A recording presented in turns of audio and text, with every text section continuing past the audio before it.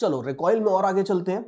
Recoil में एक और इंपॉर्टेंट कंसेप्ट देखते हैं। नेक्स्ट चीज अपन देखने वाले हैं, रिकॉइल में कुछ एनर्जी के कैलकुलेशंस अपन देखने वाले हैं। सलमान खान स्टाइल में अगर मान लो सपोज आप एक कार्ट के ऊपर खड़े हो और कार्ट से अगर मान लो जंप कर जाते हो, तो अब वो जंपिंग में आपकी कितनी मस्कुलर एनर्जी काइनेटिक एनर्जी में कन्वर्ट होती है, इस तरह की चीजें अगर निकालनी, मतलब हमने देखा था कि रिकॉइल वगैरह वाले केस में हमेशा कुछ ना कुछ दूसरे टाइप की केमिकल एनर्जी, मस्कुलर एनर्जी वगैरह मैकेनिकल एनर्जी में कन्वर्ट होती है, मैकेनिकल एनर्जी को फायदा होता है। तो हम जरा ये भी निकाल के देखेंगे कि भाई कितना फायदा होता है। तो let us have a look at the situation. मान लेते हैं कि मेरे पास दो पार्टिकल्स हैं M2 और M1। इनिशियली M2 और M1 बिल्कुल दोनों भाई भाई थे, दोनों आराम से साथ में बैठे थे। फिर उन दोनों में झगड़ा हो जाता है, M2 M1 को पुश करता है bye Newton's third law, M1 M2 को भी पुश करता है और ये दोनों अपने अपने रास्ते चले जाते हैं इस तरीके से। मान लो M1 जाता है V1 वेलोसिटी से और M2 जाता है V2 वेलोसिटी से। इन अदर वर्ड्स इनकी रिलेटिव वेलोसिटी अगर आप देखोगे तो ये हो जाएगी आपकी V1 प्लस V2। इस रिलेटिव वेलोसिटी से ये दोनों सेपरेट हो जाते हैं। हमें ये निकालना है कि इस प्रोसेस में कितनी मैकेनिकल एनर्जी जनरेट हुई है। नोट केयरफुली कि काइनेटिक एनर्जी ही है इसमें, तो पोटेंशियल की तो बात ही नहीं होगी। खैर, काइनेटिक एनर्जी भी इनिशियली जीरो थी। जो फाइनल काइनेटिक एनर्जी होगी वो हो जाएगी half M1 V1 square plus half M2 V2 square. ये फाइनल काइनेटिक एनर्जी है। और जो फाइनल काइनेटिक एनर्जी है यही आपकी वो एनर्जी है जो जनरेट हुई है, बिकॉज अगर इनिशियली कुछ था ही नहीं तो जितना फाइनल होगा वही एनर्जी आपका सिस्टम में जनरेट हुआ है। बस इसी को अपने को थोड़ा सा सिंप्लीफाई करना है और ये निकालना है कि एक फॉर्मूला, लास्ट में हम देखेंगे एक बड़ा बढ़िया सा फॉर्मूला आ जाएगा कि कितनी मैकेनिकल एनर्जी एक रिकॉइल वाली कंडीशन में जनरेट होती है। और ये रिकॉइल वाले प्रॉब्लम्स होते हैं, कभी कभी कुछ बुक्स में इसको ये लोग एक्सप्लोजन वाले प्रॉब्लम्स भी बोल देते हैं। अब एक्सप्लोजन मतलब ठीक गन चलाते हो तो उसमें भी एक एक्सप्लोजन तो होता ही है। सी एक्सप्लोजन का मतलब क्या होता है कि कुछ चीजें शुरू में साथ में थी, फिर एकदम से धमाका हो गया और वो सब अलग अलग चलने लगती हैं। कोलिजन इसका उल्टा होता है। कोलिजन में क्या होता है कि चीजें पहले अलग अलग चल रही होती है, फिर साथ में आके टकराती हैं। पहले अलग बाद में साथ में, ये कोलिजन होता है। पहले साथ में बाद में अलग अलग होगा, ये एक्सप्लोजन होता है। तो कई बार कुछ अच्छी बुक्स में इसको रिकॉइल वाली प्रॉब्लम्स नहीं, इसको एक्सप्लोजन वाली प्रॉब्लम्स भी बोलते हैं। तो हमें अभी ये देखना है कि अगर एक एक्सप्लोजन हो रहा है जिसमें दो पार्टिकल्स निकल रहे हैं तो उसमें कितनी मैकेनिकल एनर्जी जनरेट होगी। और हम अभी स्टार्ट तो कर चुके हैं, हमने छोटा सा ये तो रिजल्ट लिखा है, लेकिन अभी देखना, अभी इसको हम काफी सिंप्लीफाई करने वाले हैं। इसमें एक और चीज देखो कि लीनियर मोमेंटम तो कंजर्व होता ही है, तो M1 V1 और M2 V2 तो इक्वल होंगे ही होंगे। तो एक इक्वेशन ये है, दूसरी इक्वेशन ये है। इन दोनों इक्वेशंस को अपने को यूज करना है। और तीसरी इक्वेशन एक चाहे तो आप इसको बोल दो। इनकी जो रिलेटिव वेलोसिटी है वो हो जाती है V1 प्लस V2। अब इन तीनों इक्वेशंस को यूज करके घुमा फिरा के सॉल्व करके हम लास्ट में कुछ बढ़िया सा रिजल्ट निकालने वाले हैं। क्या करने वाले हैं देखो, सी अब इसको वैसे तो चाहे तो अपने हिसाब से भी सॉल्व कर सकते हो, लेकिन आपको बेसिकली करना यह है कि दोनों तीनों इक्वेशंस को यूज करके सिंप्लीफाई करके काइनेटिक एनर्जी का एक लास्ट में बड़ा कॉम्पैक्ट सा एक्सप्रेशन आ जाएगा, वहां तक आपको पहुंचना है। बट चलो let us solve it together for some time. See मान लो सपोज एक काम करते हैं कि फर्स्ट वाले टर्म को तो मैं ऐसे ही रहने देता हूं, सेकेंड वाले टर्म को मैं एक काम करता हूं कि M2 से मल्टीप्लाई और डिवाइड दोनों कर देता हूं, ऐसे कर लेता हूं। ठीक है, तो सेकेंड वाले टर्म को हम ऐसे लिख लेते हैं। क्यों कर रहे हैं? इसलिए कर रहे हैं because M2 V2 can be written as M1 V1 also. तो this can be written as half M1 V1 square plus half M1 square V1 square upon M2। आप चाहो तो इसको इस तरीके से भी लिख सकते हो। ठीक है, अब मैं कर क्या रहा हूं, बेसिकली मैं सब कुछ V1 के टर्म्स में कन्वर्ट कर रहा हूं, तो मैं इसमें half M1 V1 square common ले लेता हूं। तो you will have 1 plus M1 by M2। ठीक है, थोड़ा सा सॉल्व कर लोगे, M1 plus M2 upon M2 into ये आपके पास एक एक्सप्रेशन आ जाता है फाइनल काइनेटिक एनर्जी का। लेकिन करना क्या चाहते हैं हम वो देखो, अभी आप देखो यहां पे हम इसमें थोड़ा V0 को भी लेके आना चाहते हैं। सी हमें पता है कि V0 इज दिस थिंग। अब इसमें फर्दर हमें यह भी पता था that M1 V1 is equal to M2 V2। तो V2 की जगह एक काम करो, m1/m2 इंटू V1 पुट कर दो। सी थोड़ी लंबी सी डेरिवेशन है, लेकिन डेरिवेशन के लास्ट में देखना हमें बड़ा अच्छा सा बढ़िया सा रिजल्ट मिल जाएगा। ये रफ वर्क हटा देते हैं पूरा जितना भी था। अभी देखो ये हमें मिल जाएगा V1 into M1 plus M2/M2, ये हो जाता है V0। तो बेसिकली जो टोटल काइनेटिक एनर्जी है which is written at the bottom of the page, ये जो चीज है, इसमें अब मैं ये V1 को उड़ाने वाला हूं, V1 की जगह मैं V0 डालने वाला हूं। तो देखो ये हो जाएगा आपके पास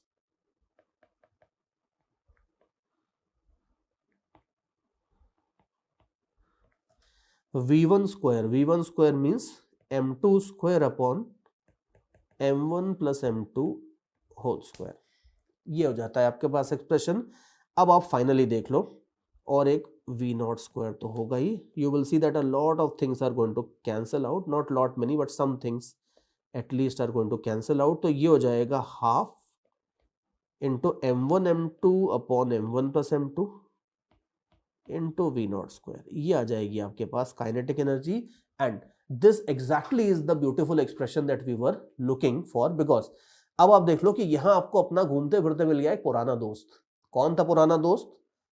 यस, बिल्कुल सही बोला आपने, रिड्यूस्ड मास।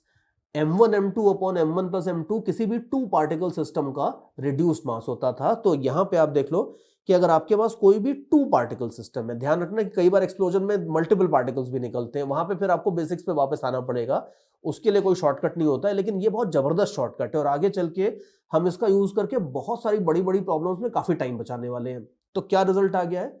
रिजल्ट आ गया है ये कि अगर कभी भी कोई सिस्टम एक्सप्लोड होता है, रिकॉइल वाला सिचुएशन होता है जिसमें दो पार्टिकल्स इन्वॉल्व है, तो जो काइनेटिक एनर्जी जनरेट होती है उसका एक बहुत सिंपल सा फॉर्मूला होता है। Formula is half into mu into V0 square.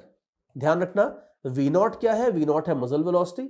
और ये फॉर्मूला स्पेशली इसलिए भी ज्यादा यूजफुल है बिकॉज 99% जो जेईई में क्वेश्चंस आते हैं, कॉम्पिटिटिव एग्जाम्स में क्वेश्चंस आते हैं, उसमें ये लोग आपको परेशान करने के लिए मसल वेलोसिटी देते हैं। तो मसल वेलोसिटी के टर्म्स में ही सीधा सीधा रिजल्ट मैंने लिख दिया। सी आई जस्ट सिंप्लीफाई इट, जो मैं बोल रहा हूं वो मैं लिख भी देता हूं, half mu into V relative square. Books में अगर आप देखोगे तो वो V0 की बजाय उसको बड़े क्लियरली V रिलेटिव लिख लेते हैं। V relative is nothing but muscle velocity.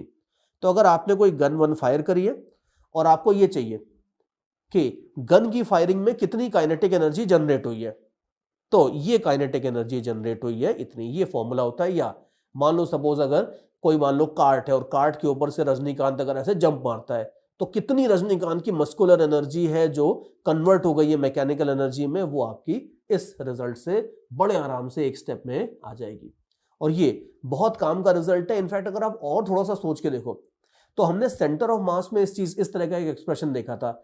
हमने देखा था कि सेंटर ऑफ मास के रेफरेंस फ्रेम में किसी चीज की काइनेटिक एनर्जी होती है, टू पार्टिकल सिस्टम की काइनेटिक एनर्जी होती है half mu into V relative square. अगर मैं ज्यादा इसमें नहीं जाऊंगा, अपने साइड से इनफैक्ट ज्यादा नहीं बोलूंगा, बट दोज ऑफ यू जो फिजिक्स में काफी अच्छे हैं, मैकेनिक्स में आपकी काफी होल्ड है, सोचते हो थोड़ा सा, यहां पे आई विल रिकमेंड कि थोड़ा सा आप सोच के देखना कि वो जो चीज हमने देखी थी कि सेंटर ऑफ मास के रेफरेंस फ्रेम में एक टू पार्टिकल सिस्टम की काइनेटिक एनर्जी होती थी half mu into V relative square. उसको अगर आप चाहो तो यहां से रिलेट करके ये सारे कैलकुलेशन जो मैंने किए हैं ये अवॉइड करके इस रिजल्ट को आप डायरेक्टली भी डिराइव कर सकते थे।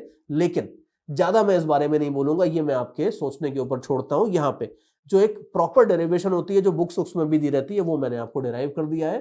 But again and eight the and I will say कि वो डेरिवेशन तो थोड़ी इंपॉर्टेंट है, ये रिजल्ट उससे 1000 गुना ज्यादा इंपॉर्टेंट है। तो ये रिजल्ट आपके रिजल्ट के ऊपर फोकस करो और ये रिजल्ट याद रखना, बिकॉज आगे चल के हम इस रिजल्ट का काफी यूज करने वाले और हमारा काफी काम बनने वाला है इस रिजल्ट को लेके। देखो रिजल्ट का यूज करके मैं आपको दिखाता हूं। सी या चलो एक काम करते हैं, रिजल्ट का यूज करने से पहले एक आध चीजें इसमें थोड़ी सी और डिराइव कर लेते हैं। बिकॉज सी हमने ये तो डिराइव कर लिया है कि अगर दो पार्टिकल्स निकले हैं M1 M2 के इस तरीके से, इनकी रिलेटिव वेलोसिटी या मसल वेलोसिटी वाली चीज अगर V0 है, तो काइनेटिक एनर्जी टोटल जो निकलेगी वो हो जाएगी half mu into V0 square. ये तो हमने पता चल गया है, लेकिन थोड़ा सा एक सेकंड लगेगा, जरा ये भी डिराइव कर लेते हैं कि भाई टोटल तो इतनी निकली काइनेटिक एनर्जी, अब इसमें से इसको कितनी मिली और उसको कितनी मिली, जरा ये भी डिराइव कर लेते हैं। तो देखो मान लेते हैं कि m1 को जो एनर्जी मिली है वो E1 मिली है, m2 को जो मिली है वो E2 मिली है। अब आप देखो कि जो भी हो अल्टीमेटली लीनियर मोमेंटम कंजर्वेशन तो है इस क्वेश्चन में वैलिड। तो m1v1 is equal to m2v2 ये तो है ही। अब एक काम करो, इस एक्सप्रेशन को आप दोनों साइड पे एक काम करो, स्क्वायर कर दो। ठीक है, मैं खाली ये निकालना चाहता हूं कि E1 कितना है और E2 कितना है, और बड़े आराम से आप चाहो तो अपने तरीके से निकाल लो, या चाहो तो जो मैं कर रहा हूं उसको फॉलो कर लो। इसको एक तो स्क्वायर कर दो और दोनों साइड इसको हाफ से मल्टीप्लाई भी कर दो। What the hell am I doing? See, मैं बस सिंपली इतनी बात कर रहा हूं कि हाफ m1v1 स्क्वायर और m1 एक अलग कर लो, हाफ m2v2 स्क्वायर और एक m2 अलग से लिख लो, ऐसे। तो जो लीनियर मोमेंटम है, लीनियर मोमेंटम को काइनेटिक एनर्जी में कन्वर्ट करने का यही स्टैंडर्ड तरीका होता है जो मैं कर रहा हूं बेसिकली। और यू विल सी कि आपको मिल जाएगा m1e1 is equal to m2e2। तो एक चीज तो आपको बड़ी सिंपल सी मिल जाएगी कि एनर्जी का जो डिस्ट्रीब्यूशन होगा, काइनेटिक एनर्जी टोटल जो निकलेगी E0, ठीक है, लेकिन उसका जो बंटवारा होगा कि तेरे को कितनी मिली मेरे को कितनी मिली, जो रेशियो होगा वो रेशियो हो जाएगा आपका E1/E2 इक्वल टू m2/m1। ये बात है। तो ध्यान से देखो, ये रिजल्ट वैसे ही अपने आप में बड़ा इंपॉर्टेंट है। E1/E2 इक्वल टू m2/m1 मतलब कि जो एनर्जी का रेशियो होगा वो मास के रेशियो के इनवर्स में होगा। मतलब अगर धमाका हुआ, उसमें एक छोटा पार्टिकल निकला और एक बड़ा पार्टिकल निकला, तो बड़े पार्टिकल को जिसका मास ज्यादा होगा उसको काइनेटिक एनर्जी कम मिलेगी, छोटा वाला ज्यादा एनर्जी लेके भाग जाएगा। जो घर में भी होता है, आपका एक छोटा भाई है, मान लो केक कटा घर में, छोटा भाई सबसे पहले पीस लेके भाग जाएगा, आप तो थोड़ा शांति से रहोगे। वही सेम चीज यहां पे भी है कि जो छोटा पार्टिकल निकलता है वो ज्यादा एनर्जी लेके भाग जाता है, बड़े पार्टिकल के पास एनर्जी कम रहती है। ध्यान रखना, दोनों के पास मोमेंटम बराबर रहता है लेकिन एनर्जी दोनों की बराबर नहीं रहती है। छोटा वाला किसी भी रिकॉइल वाली प्रॉब्लम में छोटी चीज हमेशा ज्यादा एनर्जी लेके भागती है। ये थंब रूल है, ये थंब रूल याद रखना। और रेशियो अगर आप देखोगे तो रेशियो हो जाता है इस तरीके से। अब चाहो तो ये रिजल्ट भी याद कर लो, ये रिजल्ट भी काम तो काफी आता है, ये तो इसको भी याद कर लो तो कोई बुराई नहीं है, नो प्रॉब्लम इन दैट। और चाहो तो थोड़ा सा इसको और मॉडिफाई कर लो, बिकॉज यू कैन सी कि अब आपको पता है दैट E1 प्लस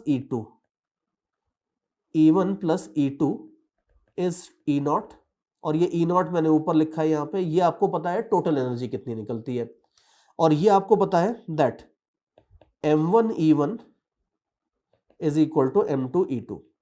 तो अब ये जो दोनों इक्वेशंस हैं अपने सामने, इन दोनों को थोड़ा सा आप चाहो तो सॉल्व कर सकते हो, और ये बोल सकते हो कि E2 की जगह अगर आप चाहो, बार बार E2 की जगह मैं E0 लिख रहा हूं, E2 की जगह अगर आप चाहो तो m1e1 अपॉन m2 ये डाल दो, ऐसा कर दो। ठीक है, थोड़ा सा सॉल्व कर लो। तो E1 into m1 plus m2 upon m2 is equal to E0 ही आ जाएगा। तो आपके पास आ जाएगा E1 is equal to this. ये आपके पास रिजल्ट आ जाएगा। यू कैन सी कि ये जो रेशियो होता है m2 upon m1 plus m2, ये बड़ा फेमस रेशियो होता है। ये आपके जितनी भी रिकॉइल वाली प्रॉब्लम्स है उसमें घूम फिर के आ ही जाता है कहीं ना कहीं। इसीलिए मैं कह रहा था, जब अभी थोड़ी देर पहले हमने रेंज वाला भी जो प्रॉब्लम सॉल्व किया था कि नई रेंज और पुरानी रेंज में क्या रिलेशन होगा, उसमें भी आप देख लो यही रेशियो हो रहा था। ये रेशियो बार बार आता ही रहता है। तो बेटर ये रहता है कि ये फॉर्मूले इस टर्म, इस तरह से जो फॉर्मूले आते हैं इनको अगर आप याद कर लो, रादर देन मे बी इस फॉर्मूले को याद करने की बजाय अगर आप ये वाला याद कर लो तो सब एक जैसे फॉर्मूले रहेंगे। एक जैसे फॉर्मूले याद करने में आपको आसानी रहेगी। आपको ये तो याद करना ही करना है, ये सबसे इंपॉर्टेंट है कि टोटल कितनी एनर्जी रिलीज होगी, half mu into v relative square या वी मसल स्क्वायर, ये आपकी टोटल एनर्जी रिलीज होगी। और उसके बाद बंटवारा कैसे होगा? बंटवारा ऐसे होगा कि एक को जो एनर्जी मिलेगी वो टोटल एनर्जी का कुछ फ्रैक्शन होगी, और उसमें भी आप ध्यान रखना कि भारी पार्टिकल कम एनर्जी लेके जाता है। तो अगर 1 मैं हूं और 2 मेरा छोटा भाई है, तो यू कैन इजीली सी कि अगर ये जितना कम होगा मेरे को उतनी कम एनर्जी मिलेगी, छोटे भाई की मास जितना कम होगा उतनी कम एनर्जी मुझे मिलेगी, क्योंकि ज्यादातर एनर्जी वो लेके भाग जाएगा। तो ये चीज ध्यान रखना कि आपके ऑपोजिट वाला जो पार्टिकल होगा उसका मास न्यूमरेटर में आएगा, क्योंकि अगर वो कम होगा तो आपको कम एनर्जी मिलेगी और वो ज्यादा एनर्जी लेके भागेगा। तो ये आपका एक रिजल्ट है, टोटल एनर्जी कितनी निकलती है। ये दूसरा रिजल्ट है कि उसका बंटवारा किस तरीके से होता है। और लास्ट में बिल्कुल अगर आप चलते चलते चलते एक चीज देख लो इसमें, जो काफी काम आती है आगे चल के, ये न्यूक्लियर फिजिक्स वगैरह में काम आती है 12th के एंड में जाके। आप इसमें देखो कि लेट अस से कि इसमें M2 वाला जो पार्टिकल था ये बहुत भारी था और M1 वाला पार्टिकल बहुत हल्का था, तो अगर M2 much much greater than M1 था, ये कई बार ऐसा होता है कि अगर न्यूक्लियर रिएक्शंस होते हैं तो न्यूक्लियर रिएक्शन में कई बार एक छोटे छोटे पार्टिकल, न्यूट्रिनो ट्रिनो टाइप के पार्टिकल निकलते हैं जो बहुत हल्के होते हैं, उनका मास न्यूक्लियस से बहुत बहुत बहुत बहुत कम होता है। तो कई बार ऐसी सिचुएशन आती है कि अगर मान लो एक मास बहुत छोटा है, तो अब एक काम करो, जो ये एक्सप्रेशन था इसको आप एक काम करो कि इस एक्सप्रेशन को, अगर M2 बहुत बड़ा था तो इसको M2 से डिवाइड कर दो न्यूमरेटर डिनोमिनेटर में, तो ये एक्सप्रेशन बन जाएगा ऐसे। Now note that if M2 is much much greater than M1, then ये जो चीज है जिसको मैं ग्रीन कलर से अभी एनसर्कल कर रहा हूं, दिस विल टेंड टू 0। अगर M2 बहुत बहुत बहुत बड़ा होगा तो ये चीज बहुत बहुत बहुत स्मॉल हो जाएगी, इसको हम अप्रोक्सीमेटली 0 डाल सकते हैं। और अगर इसको 0 अप्रोक्सीमेटली डाल देते हैं तो E1 आपका अप्रोक्सीमेटली E0 के बराबर हो जाएगा। इन अदर वर्ड्स, अगर किसी पार्टिकल का मास बहुत स्मॉल है, आपको कई बार ऐसी प्रॉब्लम आएगी कि हमने एक गन चलाई, उसमें से जो बुलेट निकली उसका मास बहुत स्मॉल था एज कंपेयर टू गन, तो कई बार लोग कहते हैं कि अच्छा ठीक है, अगर बुलेट का मास बिल्कुल स्मॉल ही था तो वो एनर्जी भी ज्यादा लेके नहीं जाएगी, तो ज्यादातर एनर्जी गन लेके चली जाएगी। ऐसा नहीं है, इनफैक्ट आप ध्यान से देखो एग्जैक्टली इसका उल्टा होता है। If M1 was very small, then note carefully कि if M1 was very small, then E1 is not small, E1 is approximately equal to E0। तो अगर मैं बहुत छोटा हूं तो मेरी एनर्जी लेवल बहुत ज्यादा होगी, मैं ज्यादातर एनर्जी मैं ही लेके भाग जाऊंगा। और अगर E1 इज अप्रोक्सीमेटली E0 तो E2 जो होगा, जो दूसरा भारी पार्टिकल एनर्जी लेके जाएगा, वो अप्रोक्सीमेटली 0 होगी। ये छोटा सा रिजल्ट है जो आगे चल के अभी कम यूज होगा, लेकिन आगे चल के जब 12th के एंड में जाओगे, न्यूक्लियर रिएक्शंस वगैरह की बात करोगे, तो ये काफी यूज होगा कि एक न्यूक्लियस है, वो डिके होता है और डिके होते टाइम एक छोटा सा पार्टिकल निकल के भागता है और फिर पूछते हैं कि बताओ ये एनर्जी कितनी होगी, वो एनर्जी कितनी होगी, और उसमें वो कहीं ये मेंशन नहीं करते हैं कि दोनों में से सारी एनर्जी ये लेके गया, ये मेंशन नहीं करेंगे। वो एक्सपेक्ट करेंगे कि 11 से आपका ये फंडा क्लियर होगा, और वो एज्यूम कर लेते हैं चुपचाप। कई बार अपने को लगता भी है कि उन्होंने एज्यूम कर लिया कि छोटा पार्टिकल सारी एनर्जी लेके चला गया है। द आंसर इज नो, वो एजम्पशन नहीं होता है, वो फैक्ट होता है, या अप्रोक्सीमेशन ज्यादा से ज्यादा आप बोल सकते हो होता है कि अगर कहीं भी रिकॉइल में कोई बहुत छोटा पार्टिकल निकल रहा है तो वो अप्रोक्सीमेटली सारी एनर्जी लेके चला जाएगा, ये बात है। तो ये ध्यान रखना कि रिकॉइल में हमने काफी रिसर्च कर लिया, और ये सारी की सारी थ्योरी अगर आप अच्छे से मास्टर कर लोगे तो कोई ऐसा क्वेश्चन नहीं है रिकॉइल का जो आपसे with in stipulated time exam में बनेगा नहीं। और विद इन स्टिपुलेटेड टाइम क्या, उस जितना क्वेश्चन पेपर सेटर्स ने उसको टाइम अलॉट किया होगा, उससे काफी कम टाइम में जनरली आप इस तरह के क्वेश्चंस बना लोगे, और जो टाइम बचेगा फिर उसको यूज करके और नए नए क्वेश्चन सॉल्व करोगे, you will be able to score more marks. तो अब आगे चलने से पहले, अभी आगे अपन थोड़े एग्जांपल्स वगैरह देखेंगे, बट आगे चलने से पहले आई विल सीरियसली से कि अभी वीडियो को आप आराम से थोड़ी देर के लिए पॉज करो, और जितनी थ्योरी हमने देखी है एक बार अपने माइंड में उसको पूरी रिवाइज कर लो। एक ब्लैंक पेपर लो और एक पेन लो, और उस थ्योरी को शॉर्ट में एटलीस्ट आप लिख लो, मेन फॉर्मूले लिख लो, बिकॉज ये चीज अगर आपकी क्लियर होगी कि थ्योरी क्या है, फॉर्मूले क्या है, अब तक के अगर आपके क्लियर होंगे, तो फिर आपको सॉल्व एग्जांपल्स में आगे बड़ा बढ़िया मजा आने वाला है। लेकिन ये एक्सरसाइज जरूर कर लेना, बिकॉज हमने छोटे छोटे बहुत सारे रिजल्ट्स निकाले हैं। उन रिजल्ट्स को मास्टर करे बिना आप एग्जांपल्स पे चले जाओगे तो आपको फायदा होगा, लेकिन उतना फायदा नहीं होगा जितना आप डिजर्व करते हो। तो therefore in order to reach your true potential, थोड़ी सी यहाँ पे अपनी जो चीजें थ्योरी पढ़ी है उसकी प्रैक्टिस और मास्टरी करने के बाद फिर आप आगे बढ़ना और आगे एग्जाम्पल्स पे जाना। चलो भाई, थ्योरी वोरी तो हमने देख ली है, रिकॉइल में फॉर्मूले देख लिए हैं, मास्टर भी आपने कर लिया होगा इसको। अब आगे चलते हैं, now let me show you some nice examples. देखो, अब ये ऐसे एग्जांपल्स हैं जो अगर आपको थ्योरी सही से आती होगी तो फटाफट बनते जाएंगे, और अगर थ्योरी नहीं आती होगी तो भी बन जाएंगे, बट टाइम लगेगा, बिकॉज जो हमने थ्योरी देखी है वो पूरी की पूरी टाइम सेविंग थ्योरी है और कुछ नहीं है। जैसे have a look at this first example. First example में, इन सब में ऑब्वियसली हम जितने भी एग्जांपल्स देखने वाले हैं, मैंने बार बार मेंशन नहीं किया है, लेकिन हम इसमें सब आइडियल कंडीशन मानेंगे कि हम फ्रिक्शन नेग्लेक्ट कर देंगे, एटसेट्रा एटसेट्रा। तो अभी देखो, जैसे ये सिचुएशन है, इस सिचुएशन में मेरे पास एक ब्लॉक है, ब्लॉक अपना इंक्लाइन प्लेन के ऊपर स्लाइड करके नीचे जाने वाला है। इंक्लाइन प्लेन नहीं बोलना चाहिए, वेज है, इंक्लाइन प्लेन नहीं, it's just some kind of curved surface, और इसके ऊपर से स्लाइड करते करते ब्लॉक ऐसे आएगा। फाइनली जब ये सरफेस हॉरिजॉन्टल हो जाएगी तब ये ब्लॉक ग्राउंड के ऊपर आगे चला जाएगा, और ऑब्वियसली यू कैन सी कि पूरी की पूरी स्लाइडिंग के दौरान अगर आप देखो तो ब्लॉक इस इंक्लाइंड चीज के ऊपर, जो वेज है इसके ऊपर, एक टेढ़ा नॉर्मल रिएक्शन लगाएगा।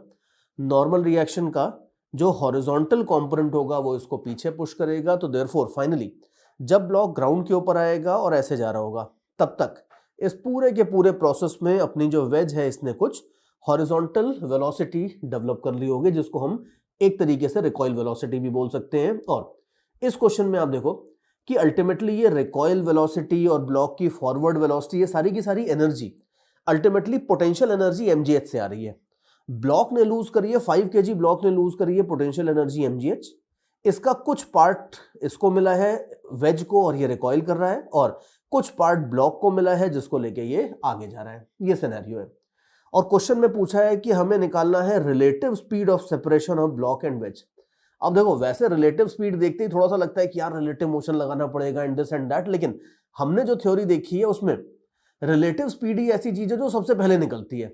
तो हमें बड़ा फायदा होने वाला है यहाँ पे। हमें पता है कि अगर कोई भी इस तरह की सिचुएशन होती है कि दो ऑब्जेक्ट्स हैं और ये दो ऑब्जेक्ट्स एक दूसरे को पुश करते हैं और रिकॉइल वाला सिनेरियो बनता है, तो उसमें हमें पता है कि जो काइनेटिक एनर्जी जनरेट होती है वो होती है half mu into v relative square. ये हमने निकाला था, v naught square, v relative square, जो भी आप कहना चाहो इसमें। अब आप इसमें देखो कि काइनेटिक एनर्जी टोटल कितनी होगी, कोई फ्रिक्शन विक्शन तो है नहीं, तो जितनी पोटेंशियल एनर्जी लूज होगी वही अल्टीमेटली काइनेटिक एनर्जी में कन्वर्ट होगी। तो ये kinetic energy by energy conservation we can say कि ये काइनेटिक एनर्जी आपकी पोटेंशियल एनर्जी लॉस्ट के बराबर है, जिसकी वैल्यू आगे चल के मैं 5 इंटू जी इंटू एच डालने वाला हूं। ये है हमारा कैलकुलेशन का left hand side. Right hand side देख लो। राइट हैंड साइड में आप देख लो, सबसे पहले जरा म्यू में साइड में निकाल लेता हूं। म्यू हो जाएगा, एक 5 kg है और दूसरा 20 kg है, तो म्यू हो जाता है आपका प्रोडक्ट डिवाइडेड बाय सम। ये आप देख लो 100/25 बोले तो 4 kg, म्यू आ जाता है 4 kg। तो this is equal to half into, अभी नीचे कैलकुलेशन करते हैं, mu into v relative square. हमें नहीं पता वी रिलेटिव कितना है, इनफैक्ट वही निकालना है हमें कि वी रिलेटिव कितना है, यही निकालना है अपने को। तो देयरफॉर अभी राइट हैंड साइड अगर आप देखोगे तो ये हो जाएगा 2 into v relative square, and you can easily see कि बड़े सिंपल कैलकुलेशंस है, कुछ भी नहीं है इसमें ज्यादा। तो अब आप देख लो कि ये आ जाएगा आपका v relative is equal to ultimately 500/2 250, और इसका root which will be like 5√10 metres per second. ये रिलेटिव वेलोसिटी आ जाता है। दिस इज द स्पीड या relative velocity of separation of the two objects. Very easy. और ये क्वेश्चंस ऐसे हैं, इस टाइप के क्वेश्चंस आराम से आपके मेंस के एडवांस में आराम से आ सकते हैं। और अगर आपको सही टेक्निक्स पता है तो within seconds you can solve these questions and you can get these answer. भाई I am an old man, मैं तो धीरे धीरे कैलकुलेशन करता हूं, मुझे समझाना भी होता है बच्चों को, तो मैं तो आराम से करता हूं कैलकुलेशंस यहाँ पे। लेकिन यू कैन इजीली सी कि अगर आपको सही थ्योरी पता है तो आपको इतना टाइम भी नहीं लगेगा कैलकुलेशन में। With in seconds you can calculate this and move forward. इसी क्वेश्चन में मैं थोड़ा सा आपको और एस्पेक्ट्स दिखाता हूं अपनी थ्योरी के, बिकॉज सी ये जो अपना पहला क्वेश्चन है, this is a very nice question for practising our theory also. अब यहां तो इन्होंने क्वेश्चन में बोला था कि रिलेटिव वेलोसिटी ऑफ सेपरेशन निकालो, तो हमने वी रिलेटिव निकाल के रख दिया। लेकिन मान लो अब एग्जाम में यही क्वेश्चन आता है और एग्जाम में आपको ये पूछते हैं कि इसमें जो वेज है अपनी, इस वेज की रिकॉइल वेलोसिटी निकालो। तो वेज की रिकॉइल वेलोसिटी भी निकाल सकते थे या ब्लॉक की वेलोसिटी निकालो। दोनों में से किसी की भी वेलोसिटी निकालने को अगर बोलते, मान लो ब्लॉक की वेलोसिटी को v1 बोल देता हूं और वेज की जो फाइनल वेलोसिटी है इसको v2 बोल देता हूं। ये अगर मान लो अपने को निकालनी है तो ये भी हम आराम से निकाल सकते हैं, बिकॉज हमें पता है कि अगर रिकॉइल वेलोसिटी चाहिए v2 तो ये हो जाती है आपकी मजल velocity into m2/m1 + m2, something like this. अभी आप देख लो कि जो सो कॉल्ड मजल वेलोसिटी है या रिलेटिव वेलोसिटी ऑफ सेपरेशन होती है, उसी को हम एक तरह से मजल वेलोसिटी भी बोल देते हैं। ये अभी हमने निकाली थी, आई थिंक आ रही थी आपकी 5√10। और m2 क्या होगा, हमें पता है कि m2 m1 का थोड़ा सा ध्यान रखना होगा। हमें पता है कि अगर आपको वेज की रिकॉइल वेलोसिटी निकालनी है तो वो ज्यादा होगी अगर ये वाला ब्लॉक बड़ा होगा। तो देयरफॉर m2 m1 को थोड़ा केयरफुली रखना है। अगर v2 निकाल रहे हो तो यहाँ पे आइडियली m1 आना चाहिए। तो देयरफॉर ब्लॉक का मास इधर आएगा, टोटल मास 25 kg इधर आएगा। So if you do all these cuttings, √10 metres per second आपके पास आ जाता है V2। सिमिलरली अगर आप मोमेंटम कंजर्वेशन लगाना चाहो या यही फॉर्मूला दोबारा लगाना चाहो तो इससे आप V1 की वैल्यू भी निकाल सकते हो। V1 में आप देख लो बस खाली M1 M2 एक्सचेंज हो जाएंगे। ये जो M1 था 5 kg, इसकी जगह 20 kg आ जाएगा। Rest everything is going to remain same. तो अगर बस ये 5 kg की जगह 20 kg आ जाएगा, मतलब 4 टाइम्स हो जाएगा एक तरह से। मतलब आप चाहो तो दोबारा कैलकुलेट कर लो, बट डायरेक्टली भी बोल सकते हो कि इसका 4 टाइम्स हो जाएगा, which is nothing but 4√10 metres per second. ये दोनों की इंडिविजुअल वेलोसिटीज आ जाएंगी। या अगर मान लो आपको पूछता है कि दोनों की इंडिविजुअल काइनेटिक एनर्जीज कितनी होंगी, कितनी इसको मिलेगी कितनी उसको मिलेगी, तो ये भी आप अपनी पुरानी थ्योरी से आराम से निकाल सकते हो। इन अदर वर्ड्स बस आपको ये देखना है इस तरह की प्रॉब्लम्स में कि कई इस तरह की प्रॉब्लम आती है जिसमें एनर्जी भी कंजर्व हो रही होती है मोमेंटम के साथ साथ। तो एनर्जी कंजर्वेशन लगा के आप देख लो कि कोई कौन सी एनर्जी लूज हो रही है, जो लूज हो रही होगी वही अल्टीमेटली टोटल काइनेटिक में कन्वर्ट होगी। जैसे इसी के बजाय अगर मैं एक स्प्रिंग लगा के उसके दो साइड में पार्टिकल लगा देता, तो स्प्रिंग पार्टिकल्स को पुश करता, वो एनर्जी लूज करता, और वो एनर्जी अल्टीमेटली आपकी काइनेटिक एनर्जी में कन्वर्ट होती। तो बहुत सारे इस टाइप की अभी अपन प्रॉब्लम्स बना सकते हैं। जैसे प्रैक्टिस करते हैं और देखते हैं और क्या होता है इसमें। एक और एग्जांपल देख लो।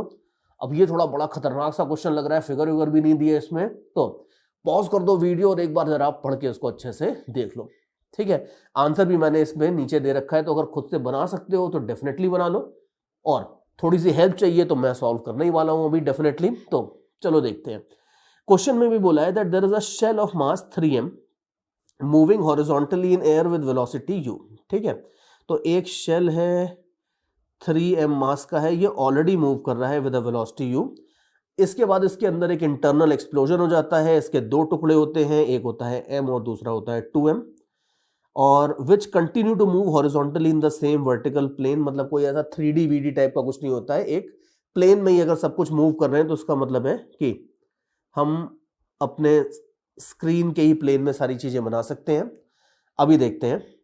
Explosion generates an additional energy of 12mu²। अब ये अपने काम की चीज है, बिकॉज इन्होंने अगर आपको ये बोला है कि एक्सप्लोजन के अंदर कितनी एनर्जी जनरेट हुई है, तो ये तो बढ़िया है, ये तो हमारे जो थ्योरी हमने डेवलप करी थी उसी के डायरेक्शन में जा रहे हैं।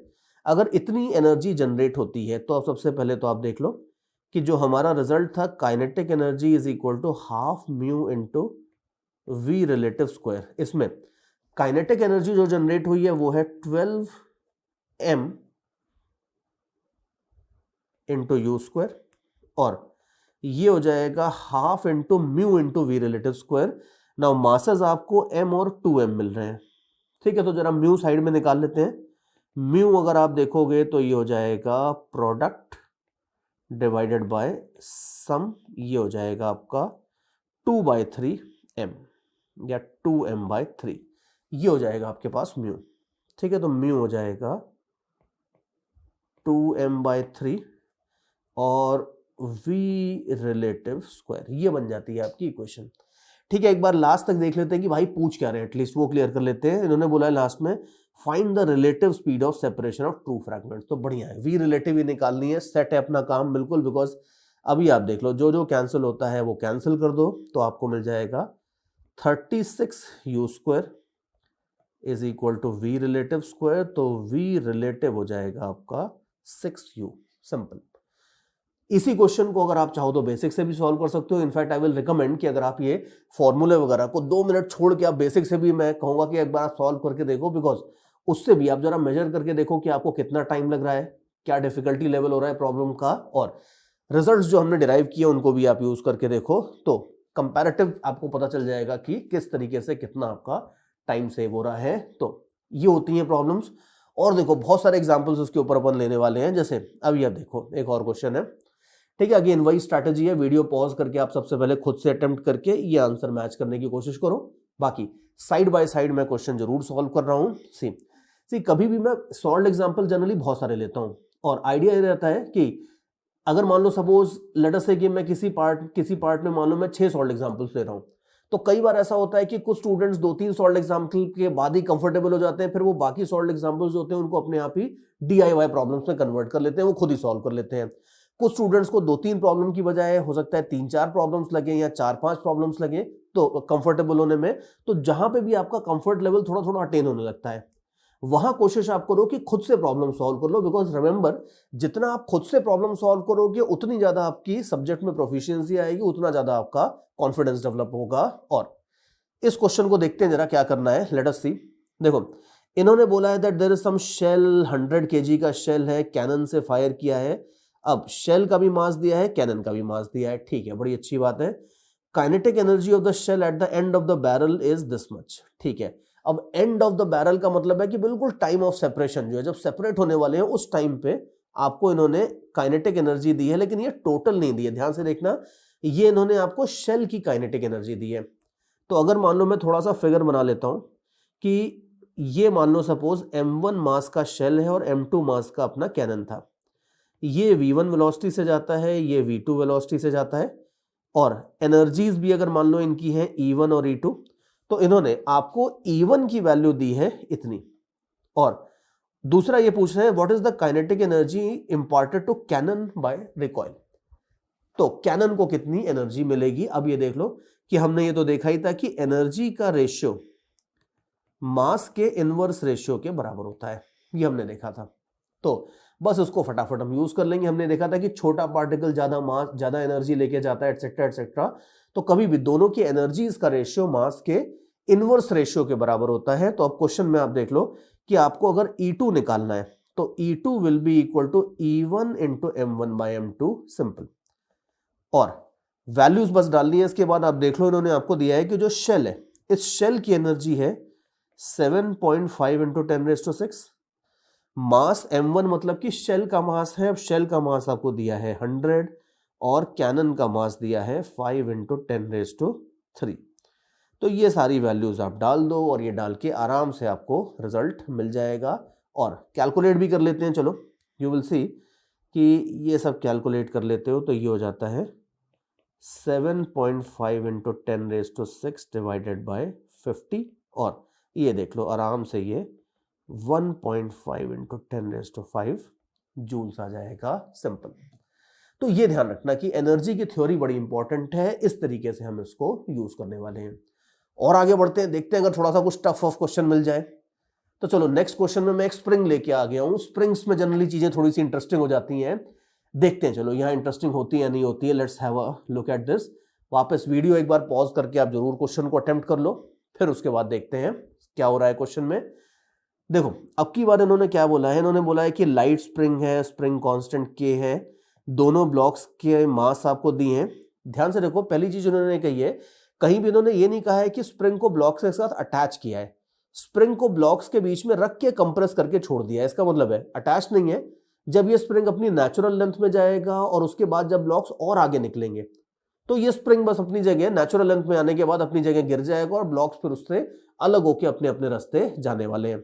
अभी इन्होंने बोला है कि बाकी सारी बातें ठीक है। इन्होंने बोला है कि स्प्रिंग इनिशियली कंप्रेस्ड था बाय अ डिस्टेंस x, और अपने को बोला है कि दोनों ब्लॉक्स हैं, इन दोनों ब्लॉक्स की अपने को फाइनल स्पीड निकालनी है। अब आप देखो यहां तक तो अपने को क्लियर है कि अगर स्प्रिंग को आपने x डिस्टेंस कंप्रेस करके सिस्टम को छोड़ा था तो स्प्रिंग के अंदर पोटेंशियल एनर्जी स्टोर थी हाफ के एक्स स्क्वायर, और ये हाफ के एक्स स्क्वायर ही दोनों को काइनेटिक एनर्जी के फॉर्म में मिली है। और फिर उसके बाद इनकी स्पीड्स अपने को फाइनली निकालने को बोली है। तो हमें एटलीस्ट ये चीज पता है कि जो टोटल एनर्जी है सिस्टम की, टोटल काइनेटिक एनर्जी सिस्टम की है, वो है हाफ के एक्स स्क्वायर। उतना तो लिख लेते हैं, फिर देखते हैं आगे अपना क्या कैलकुलेशन होगा। देखो यहां तक तो अपने को पता है कि लेट अस से कि ये v1 वेलोसिटी से जाता है, ये v2 से, इसकी एनर्जी E1 होती है, इसकी एनर्जी E2 होती है। तो हमें एटलीस्ट ये चीज तो पता है कि जो टोटल काइनेटिक एनर्जी है E1 और E2, ये स्प्रिंग की एनर्जी हाफ के एक्स स्क्वायर के बराबर है। ये एटलीस्ट हमें डायरेक्टली गिवन है।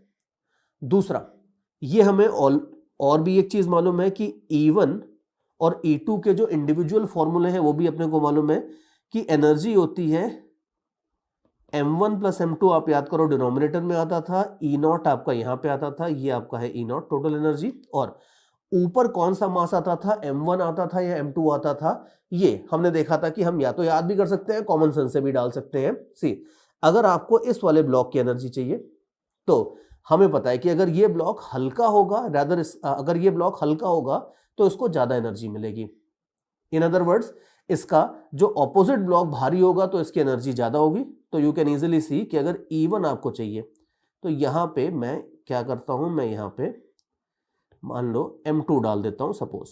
तो यू कैन इजीली सी कि अगर ऑपोजिट वाला ब्लॉक भारी होगा, ये बड़ा होगा ऑपोजिट वाला ब्लॉक, तो न्यूमरेटर बड़ा होगा, E1 की वैल्यू बढ़ जाएगी। तो पॉइंट ये कि अभी हो सकता है कि आपने फॉर्मूला याद कर लिया और अभी हो सकता है कि आपको क्लियरली याद हो कि ऊपर M1 आएगा या M2 आएगा, बट आज से कई महीने बाद फाइनली यह हो सकता है कि साल 1.5 साल बाद जब आप एग्जाम दोगे तो उस टाइम तक हो सकता है कि आप भूल जाओ, एग्जाम में कंफ्यूज हो जाओ कि ऊपर क्या आता था। तो वही है कि थोड़ा सा लॉजिकली अगर देख लोगे कि ऊपर क्या आता था तो it will be easier for you to recall this thing. But चलो, अभी अपने पास सारी चीजें हैं तो बस इसको सब्स्टिट्यूट कर दो। तो आपको E1 की वैल्यू चाहिए, अगर E1 is nothing but half M1 V1 square.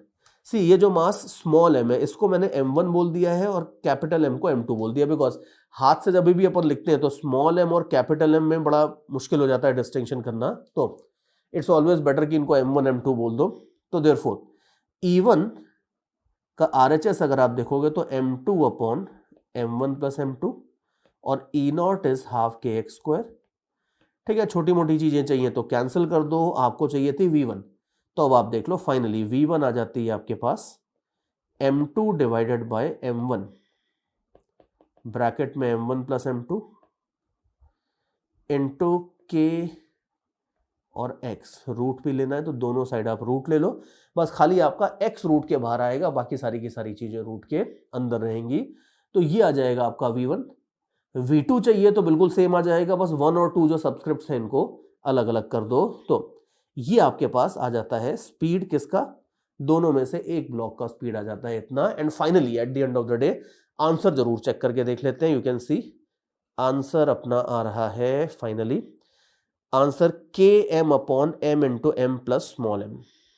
ये एग्जैक्टली आपको यहां से मैच भी कर रहा है। तो यू कैन इजीली सी कि प्रॉब्लम बहुत सिमिलर है, लेकिन थोड़ा बहुत कभी ये आइडिया लग जाता है, कभी वो आइडिया लग जाता है, थोड़ी बहुत इधर उधर करके अपनी ये सारी प्रॉब्लम सॉल्व हो जाएंगी।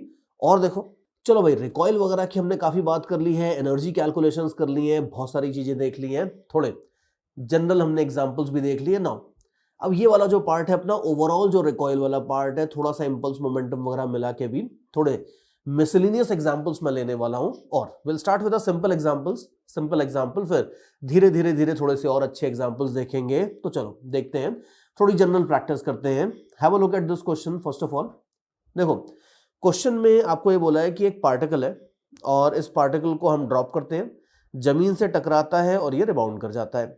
एक वर्ड इन्होंने यूज किया है यहाँ पे, that the floor is perfectly elastic. इसका रफली स्पीकिंग मतलब ये होता है कि इसके ऊपर अगर कोई चीज टकराएगी तो टक्कर के जस्ट पहले इसकी अगर स्पीड मान लो v थी तो टक्कर के जस्ट बाद इसकी सेम स्पीड रहेगी। सी नॉर्मली क्या होता है कि आपने देखा होगा कि ग्राउंड के ऊपर अगर कभी भी आप कोई बॉल ड्रॉप करते हो तो जनरली जितनी हाइट से ड्रॉप करते हो उतनी हाइट तक नहीं आती, थोड़ी कम हाइट तक आती है। और इसका मतलब ये होता है कि जनरली कोलिजन्स में, जैसा हमने पहले भी देखा था कि मोस्टली इन कोलिजन कुछ ना कुछ एनर्जी लूज होती है, लेकिन एक आइडियल टाइप का कोलिजन ये मानते हैं, जिसको ये लोग इलास्टिक कोलिजन मानते हैं। ये कहते हैं कि इलास्टिक कोलिजन वो कोलिजन होता है जिसके अंदर कोई एनर्जी लूज नहीं होती है। तो यहाँ पे हमारी इस लाइन का मतलब सिंपली होगा कि अगर टक्कर के जस्ट पहले इसकी स्पीड v थी तो टक्कर के जस्ट बाद भी इस बॉल की स्पीड v होने वाली है। एक इंफॉर्मेशन तो ये दी है। फिर बाकी आगे इन्होंने कुछ डिटेल में और बात करी है। The other part is quite interesting. इन्होंने बोला है कि जब ये बॉल टकराती है तो ये ग्राउंड के साथ कुछ 0.001 मतलब 10⁻³ सेकेंड्स की ड्यूरेशन के लिए ये ग्राउंड के साथ कांटेक्ट में रहती है और फिर उसके बाद ये वापस आती है एंड सो ऑन। अब ये थोड़ा सा देखो कि वैसे तो हम कोलिजन्स अभी आगे नेक्स्ट सेक्शन में कोलिजन्स देखने वाले हैं, लेकिन जब भी कोई भी चीज किसी चीज से टकराती है, बॉल को अगर आप बैट से हिट करते हो तो जो कोलिजन की ड्यूरेशन होती है वो जनरली बड़ी स्मॉल होती है। यहां तो फिर भी 10⁻³ सेकेंड्स है। अगर शार्प कोलिजन्स देखो तो 10⁻6 सेकेंड, माइक्रो सेकेंड्स वगैरह के भी ऑर्डर के हो सकते हैं। तो जो भी है, ये जरा सा टाइम है इस ड्यूरेशन के अंदर कोलिजन होता है। और फिर उसके बाद आगे आपको कुछ तो ये डिटेल दी है जिसमें कुछ F0 वगैरह है, वो सब आपको पूछ रहे हैं। Obviously I am working under the assumption कि आपने क्वेश्चन एक बार वीडियो पॉज करके अच्छे से पढ़ लिया है, थोड़ा बहुत चाहे तो अटेम्प्ट भी कर लिया है। अब देखो, क्या करेंगे इस क्वेश्चन में? सी, सबसे पहले तो एक काम करते हैं, जो सिंपल पार्ट है वो तो सबसे पहले निपटाते हैं। सी, इन्होंने बोला है कि बॉल को हमने एक हाइट 4.905 मीटर्स की हाइट से ड्रॉप किया है। तो एक काम तो ये करते हैं कि ग्राउंड को टकराने के जस्ट पहले इसकी कितनी स्पीड थी वो निकाल लेते हैं। ठीक है, हमें पता है कि एनर्जी कंजर्वेशन से इस तरह की स्पीड्स आ जाती हैं √2gh। ठीक है, अभी आप देख लो कि 2 इंटू जी होता है 9.8। वैसे तो 9 हम 10 ही मान लेते हैं, लेकिन उन्होंने जो डेटा दिया, इन्होंने दिया है 4.905, मतलब ज़्यादा ही एक्यूरेट बात कर रहे हैं ये।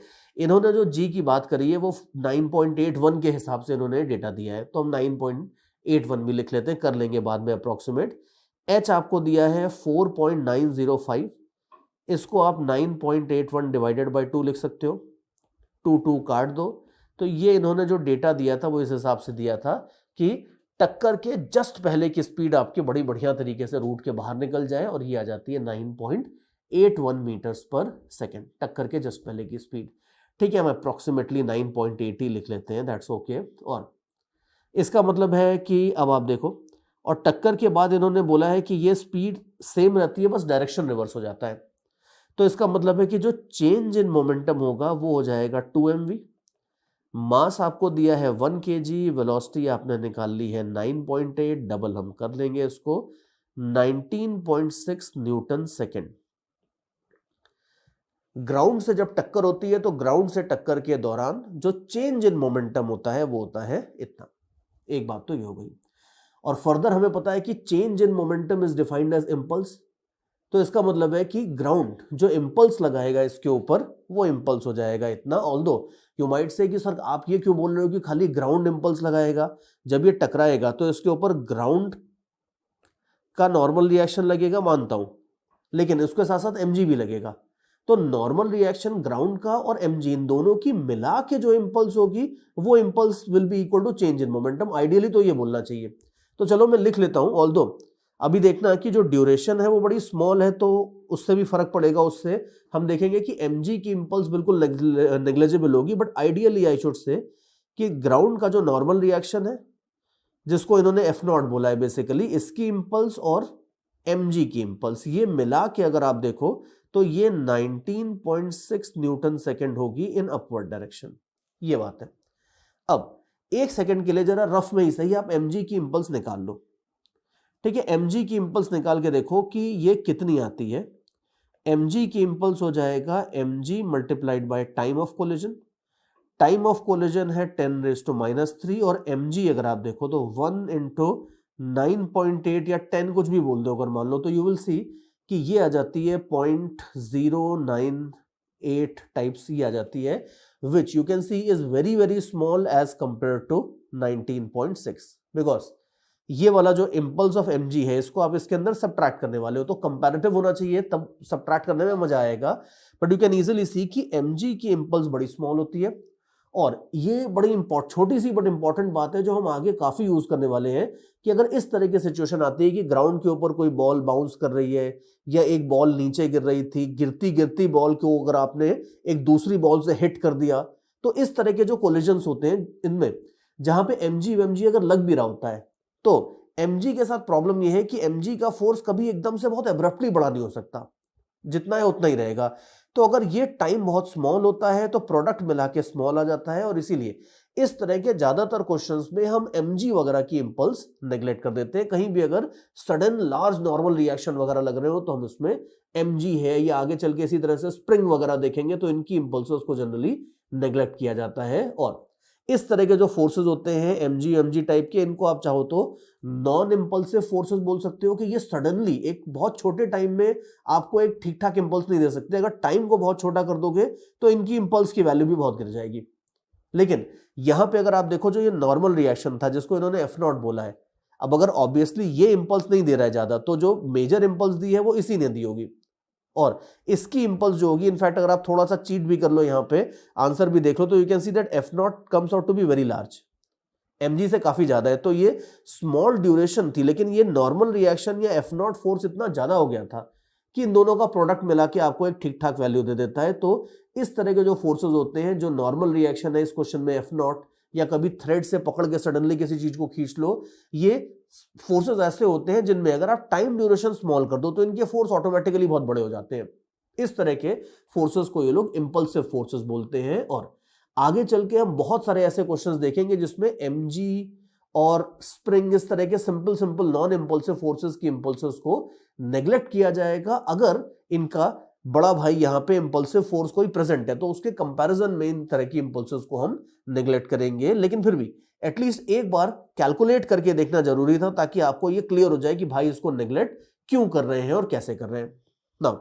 एक बार अगर ये क्लियर हो गया है कि इसको नेग्लेक्ट करेंगे तो हम इसको भी हटा देते हैं, यहां से इसका पूरा वजूद ही मिटा देते हैं, पूरा सब ही हटा देते हैं यहां पे। तो अब हमारे पास फाइनली क्या आ गया, हमारे पास ये आ गया कि टक्कर हुई है, टक्कर के दौरान नॉर्मल रिएक्शन यानी कि F0 ने एक इंपल्स लगाई है ऊपर के डायरेक्शन में, ये इंपल्स है आपकी 19.6 न्यूटन सेकेंड के बराबर। और अब इन्होंने जो डेटा दिया है क्वेश्चन में, जरा उसको भी यूज कर लो।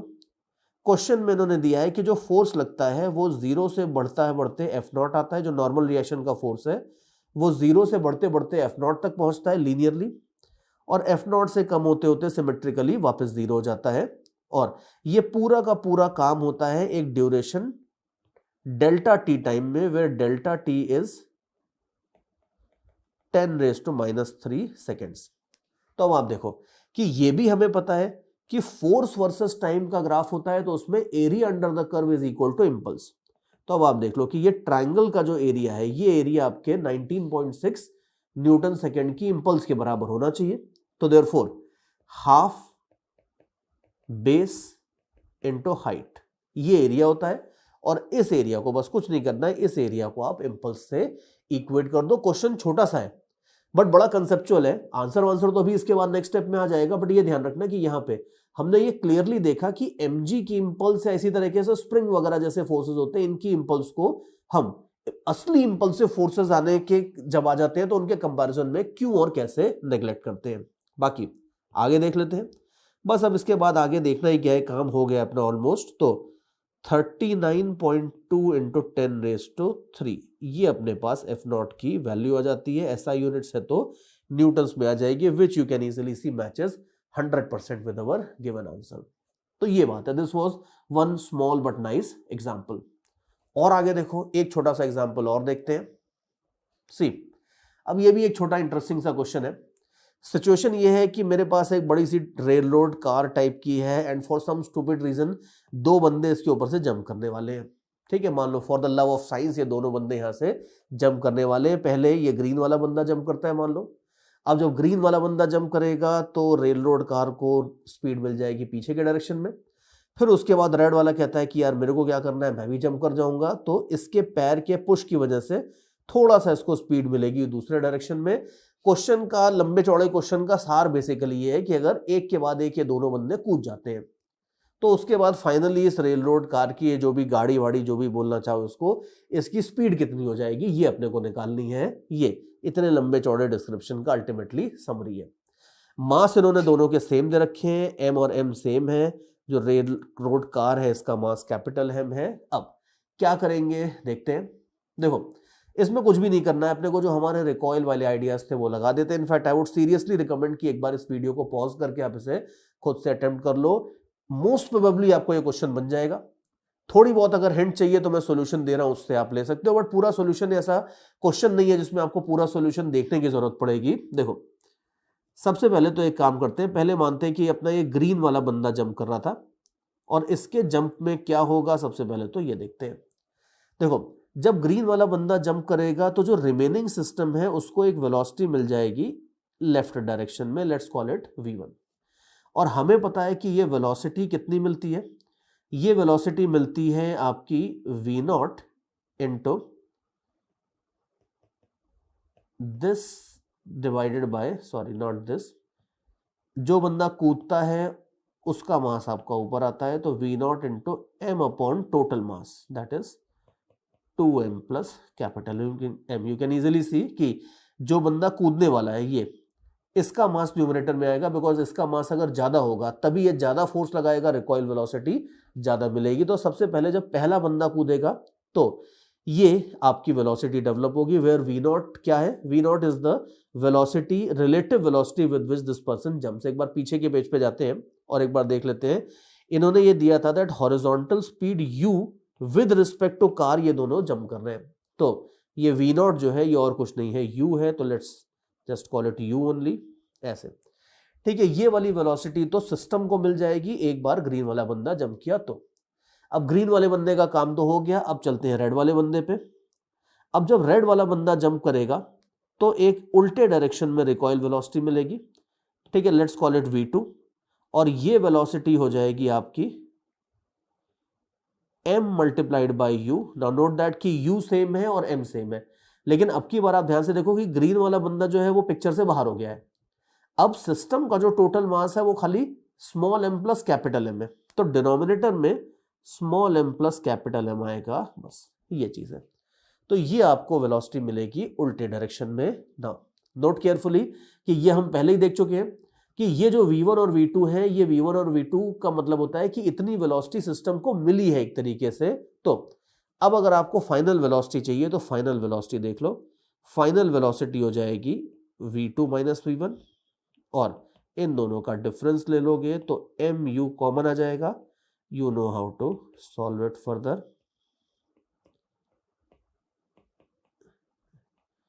ठीक है, ये आपके सारे कैलकुलेशंस बनते हैं एंड यू कैन सी ये हो जाएगा आपका स्मॉल m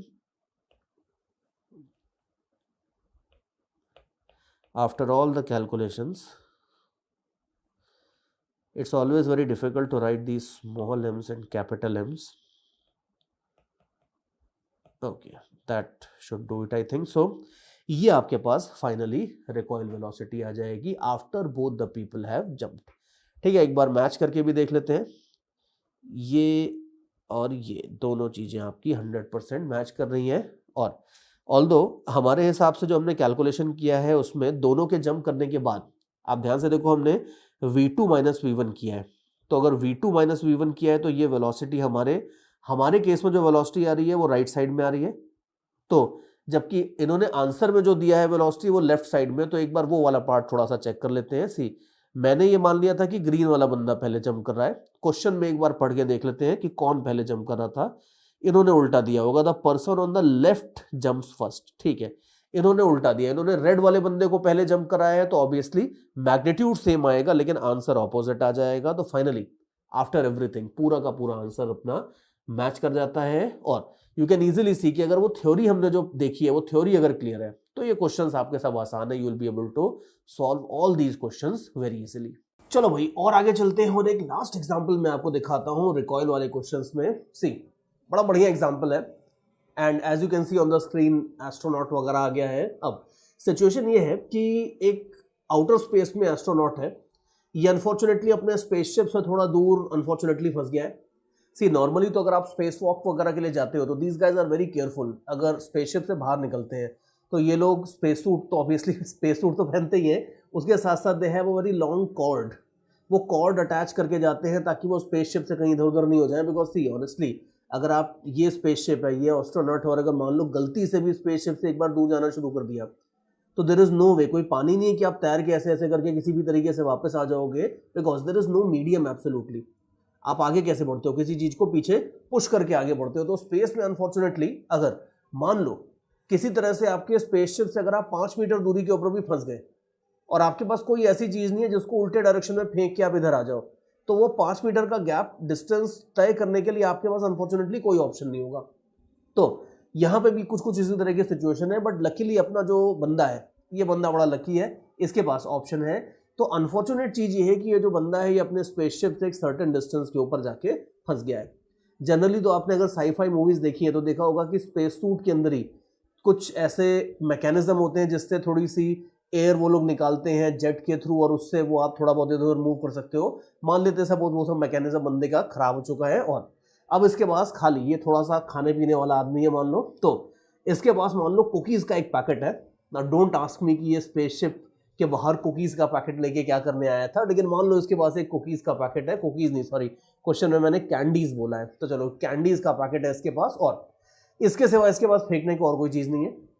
और ये स्पेसशिप से अनफॉर्चुनेटली थोड़ी दूर अपना फंस गया है। स्ट्रैंडेड मतलब फंस गया है। अभी न्यूटन्स लॉ वगैरह इसको अच्छे से आते हैं, फिजिक्स इसकी स्ट्रांग है, तो अब ये क्या करेगा, इसको पता है कि अगर मैं स्पेसशिप की तरफ मूव करना चाहता हूं तो मेरे हाथ में है कैंडीज, खाने का मोह छोड़ना पड़ेगा, उन कैंडीज को उठा के अगर ये स्पेसशिप से अवे फेंकेगा तो कैंडीज उसको स्पेसशिप की तरफ पुश करेंगी और इस तरीके से ये थोड़ा थोड़ा वेलोसिटी स्पेसशिप के डायरेक्शन में बिल्ड कर लेगा। और अगर थोड़ी भी वेलोसिटी बिल्ड कर लेता है तो ये अल्टीमेटली धीरे धीरे धीरे चलते चलते स्पेसशिप तक पहुंच जाएगा।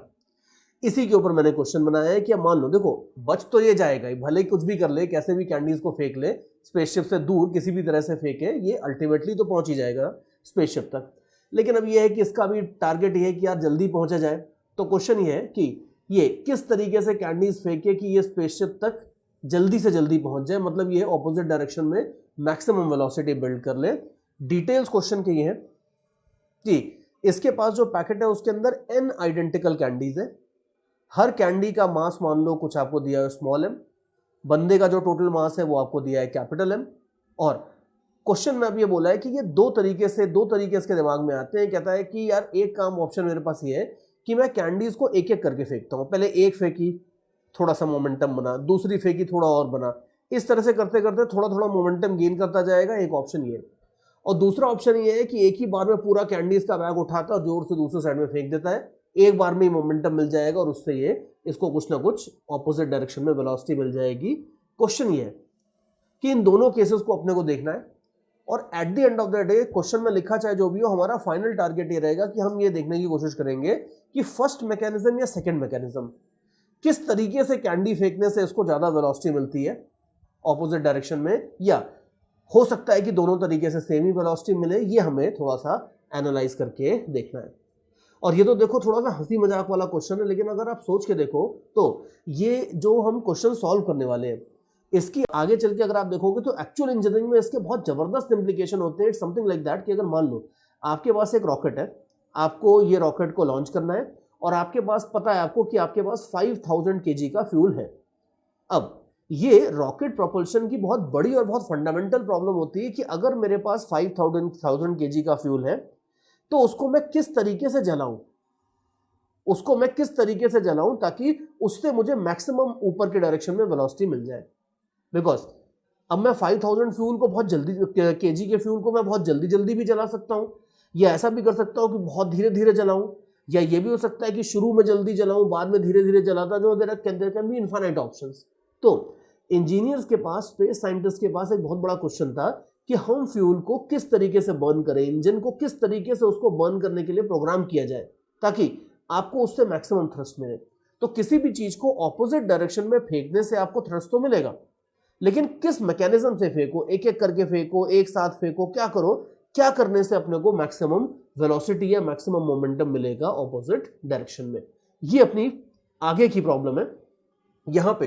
तो ऑब्वियसली मैं रॉकेट के डिटेल्स में नहीं जा रहा हूं, यहां पे तो मैं एक बड़ी फंडामेंटल सी सिंपल सी बात कर रहा हूं कैंडीज को लेके। लेकिन मैंने थोड़ा सा आपको आगे का रास्ता दिखा दिया है कि ये प्रॉब्लम खाली हंसी मजाक वाली प्रॉब्लम नहीं है कि एक मोटा सा एस्ट्रोनॉट है वो फंस गया है और now he has to throw away his candies. बात वो नहीं है, बात इससे कहीं ज्यादा डीप और कहीं ज्यादा साइंटिफिक है। लेकिन अगेन शुरुआत हमेशा सिंपल चीजों से होती है। तो चलो इस प्रॉब्लम को भी देखते हैं कि किस तरीके से हम हैंडल करने वाले हैं। देखो सबसे पहले तो देखते हैं केस 1 जो अपने को दिया है कि अगर ये कैंडीज को 1 बाय 1 फेंक रहा है तो क्या होगा। थोड़ा डेटा देख लेते हैं कि n कैंडीज हैं और आपको इन्होंने कैंडीज का मास वास कुछ नहीं दिया है, हम एज्यूम कर लेंगे, वो कोई फर्क नहीं पड़ता है। देखो मान लेते हैं सपोज कि जो अपना एस्ट्रोनॉट है प्लस स्पेस सूट वगैरह सब मिला के इसका मास है मान लो कैपिटल M, और ईच कैंडी लेट अस से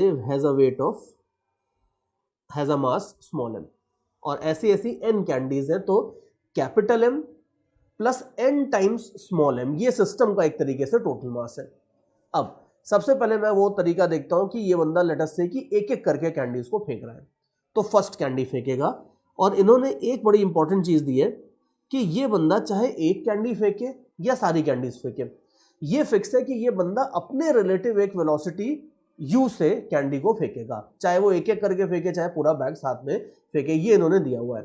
तो फर्स्ट केस में आप देखो कि इसने एक तरीके से एक मजल वेलोसिटी u से कैंडी को फेंक दिया, इससे इसको एक रिकॉइल वेलोसिटी मिलती है लेट अस से v1, और हमें पता है अपने फॉर्मूले, अपने आइडियाज से कि जो v1 वेलोसिटी इसको मिलेगी, ये हम डायरेक्टली एक बार में लिख सकते हैं mu divided by total mass of the system. Total mass will be capital M प्लस n टाइम्स स्मॉल m. ठीक है, ये इसको वेलोसिटी मिल गई है कब? फर्स्ट थ्रो में. पहली बार इसने कैंडी फेंकी तो इसको मोमेंटम या वेलोसिटी मिल गई ऑपोजिट डायरेक्शन में इतनी.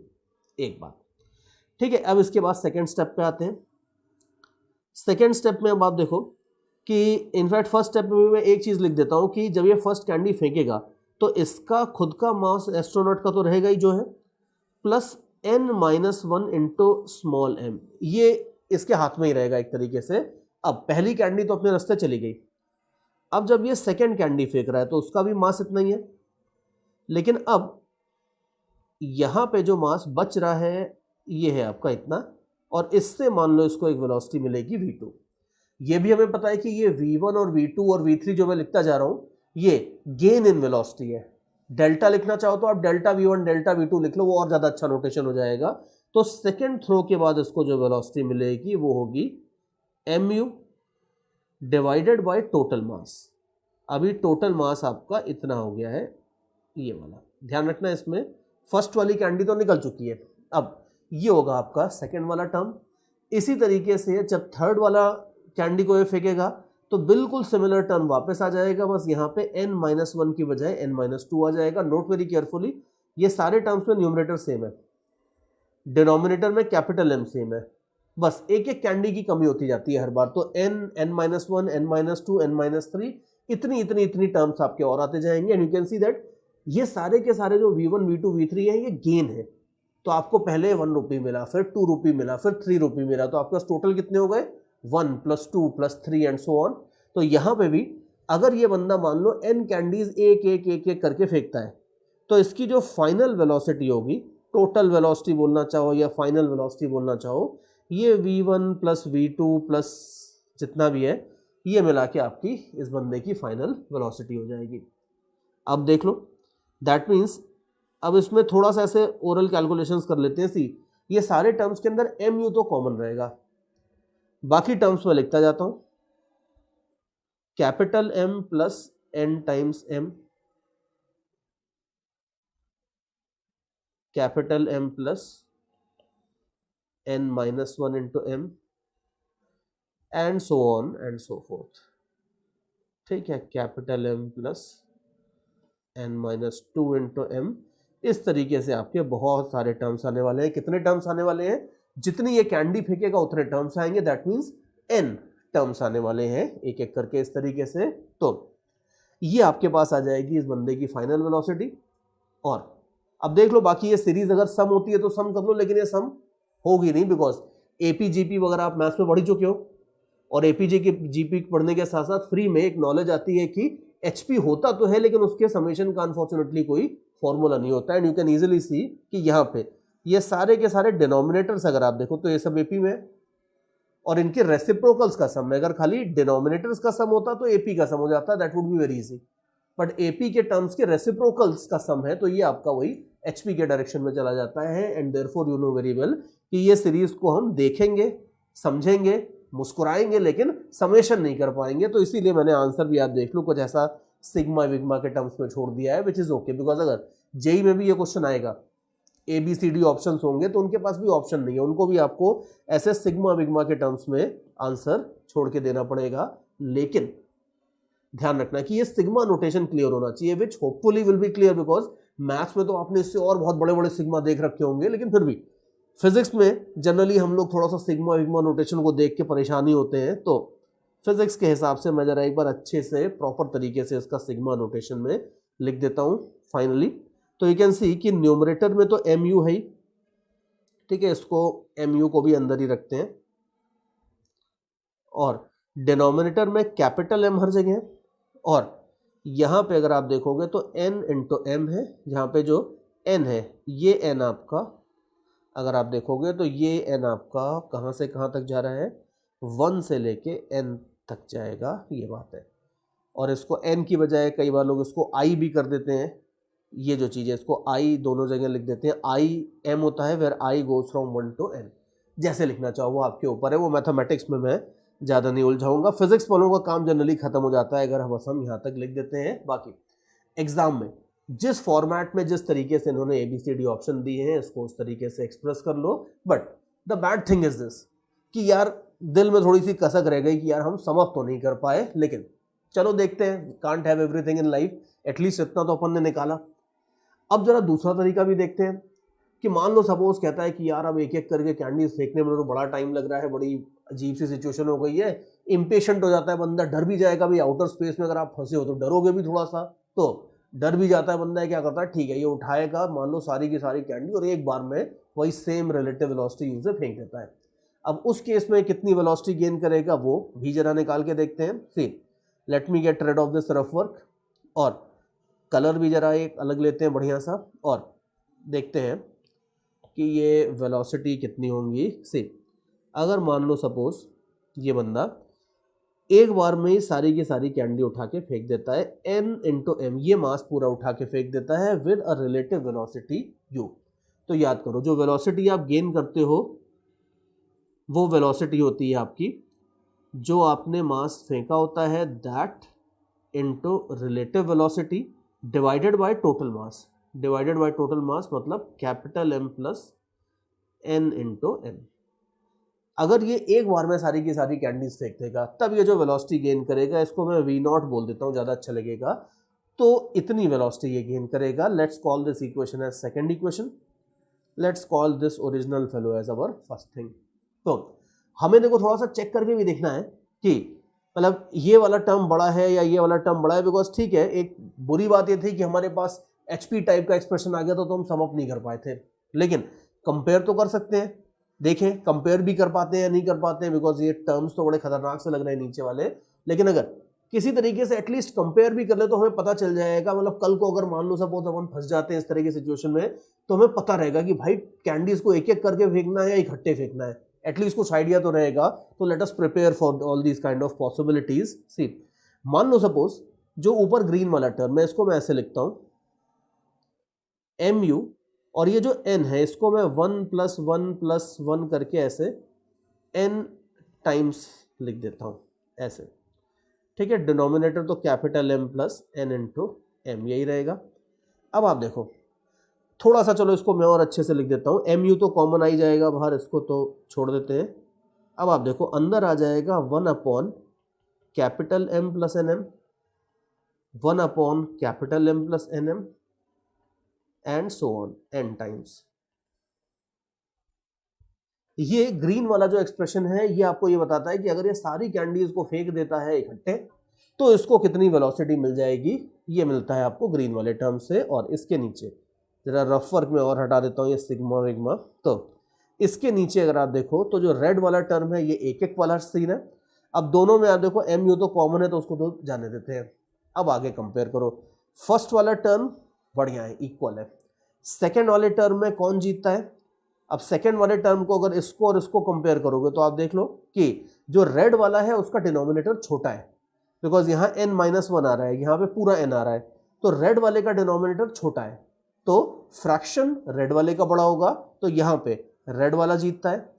इसी तरीके से अगला टर्म कंपेयर करके देखो तो रेड वाला फिर जीतेगा, बिकॉज यहाँ n-2 आ गया है, जबकि ग्रीन वाले में तो सेम ही टर्म है जो आगे रिपीट होता जा रहा है।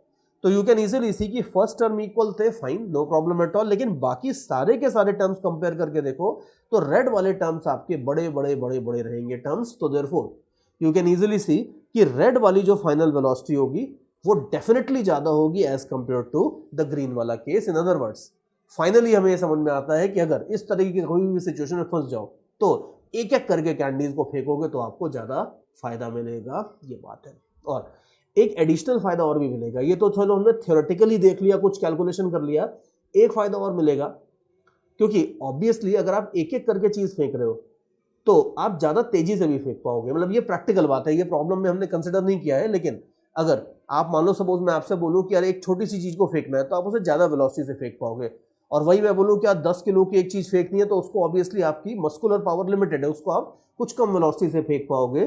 तो यहां तो हमने फिर भी ये वाला u और ये वाला u सेम ही मान लिया था। रियल लाइफ में अगर आप देखो तो जनरली ये ज्यादा होगा एज कंपेयर टू दिस, तो उसका भी अल्टीमेटली आपको फायदा मिलेगा। तो कुल मिला के एक एक करके कैंडी फेंकने से डेफिनेटली इसको ज्यादा मोमेंटम या ज्यादा वेलोसिटी मिलने वाली है इन ऑपोजिट डायरेक्शन, ये बात है। और इनफैक्ट और अगर ऊपर के लेवल पे जाना चाहो, ये जो बंदा ये अलग ही लेवल पे सोचता है, कहता है ठीक है मित्तल सर ने पढ़ाया था मुझे कि एक एक कैंडी फेंकने से ज्यादा फायदा होगा, लेकिन अब मैं उससे भी ऊपर जाऊंगा, क्या करूंगा, मैं कैंडीज को तोड़ तोड़ के फेंकूंगा, एक कैंडी के 4 टुकड़े करूंगा और उनको एक एक करके फेंकूंगा। तो यू कैन इजीली सी कि उस तरीके से अगर आप जाओगे तो ये रेड वाली सिचुएशन से भी और ज्यादा बेटर सिचुएशन हो जाएगी। हो सकता है कि आपको और ज्यादा मोमेंटम मिल जाए ऑपोजिट डायरेक्शन में, बट ठीक है, ऐसे तो अल्टीमेटली अपन कुछ भी कर सकते हैं।